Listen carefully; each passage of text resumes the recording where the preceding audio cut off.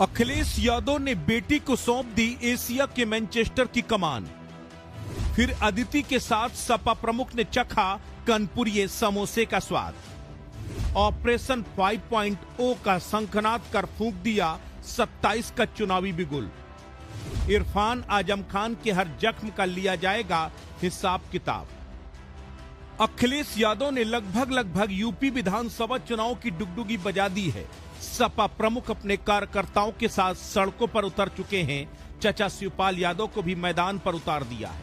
पत्नी डिंपल यादव के साथ ही परिवार के अन्य सदस्य भी गांव-गांव, शहर-शहर जाकर समाजवादी पार्टी को मजबूत कर रहे हैं। सपा प्रमुख खुद हर दिन किसी न किसी जिले का दौरा कर रहे हैं। संगठन के पदाधिकारियों के साथ मंथन कर रहे हैं। जमीनी इनपुट ले रहे हैं।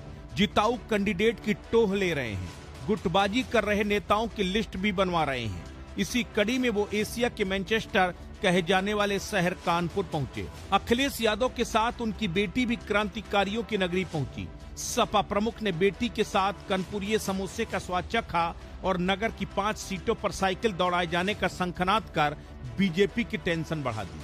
कहते हैं दिल्ली की कुर्सी का रास्ता यूपी से होकर निकलता है। जिसने यूपी पर कब्जा कर लिया, समझो उसी दल की सरकार केंद्र में बन जाती है। कुछ ऐसा ही कानपुर के बारे में कहा जाता है।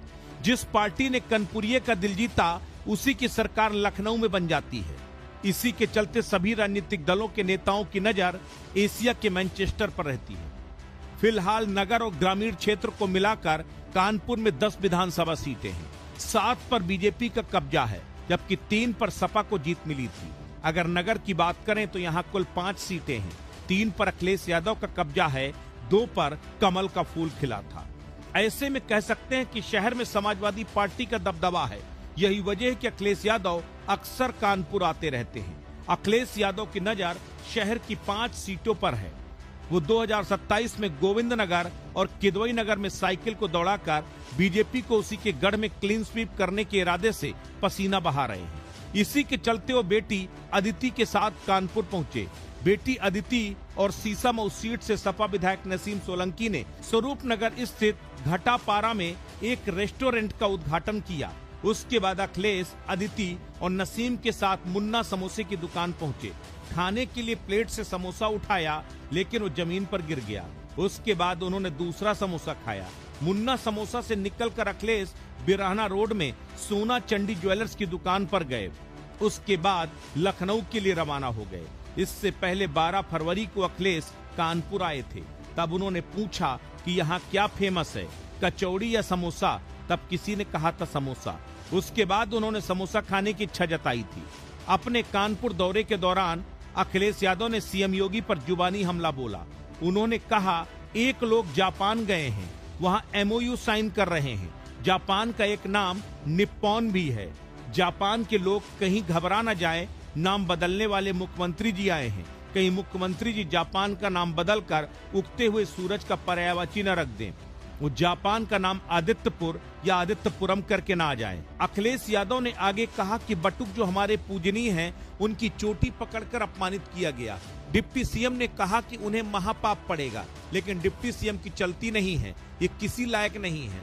ऐसे डिप्टी सीएम को कुर्सी छोड़ देनी चाहिए।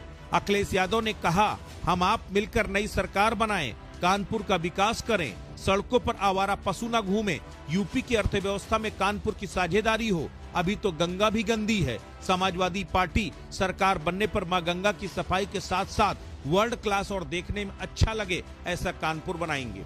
अखिलेश यादव ने कहा, हमारे मुख्यमंत्री अब सिंगापुर देख आए हैं, अब कानपुर को खोदकर फिर सिंगापुर बनाएंगे। अखिलेश यादव ने कहा कि कानपुर में ही बुलडोजर चला था, जिसमें ब्राह्मण माँ बेटी जल गए थे। हमारे डिप्टी सीएम ने कहा था कि तुम मेरे परिवार के हो, हम पूरा सम्मान करेंगे। डिप्टी सीएम नहीं है, ये स्वार्थ के लिए बैठे हुए लोग हैं। ऐसे डिप्टी सीएम को तो कुर्सी छोड़ देनी चाहिए। अखिलेश यादव ने कहा, लॉ एंड ऑर्डर में तो लॉ अलग चल रहा है और ऑर्डर अलग चल रहा है। आए दिन घटनाएं हो रही हैं। ये देखा जा रहा है कि किसी की सुनवाई नहीं है। अयोध्या में बिना नोटिस के लोगों के घर तोड़े जा रहे हैं। घरों को अवैध बताया जा रहा है, जबकि खुद भाजपा के लोग कब्जा करने का काम कर रहे हैं। अखिलेश यादव ने कहा कि इरफान सोलंकी को जेल भेजा गया, आजम खान पर फर्जी केस दर्ज किए गए। जल्द ही सबको न्याय मिलेगा। बीजेपी की सरकार जाएगी, समाजवादियों की सरकार बनेगी।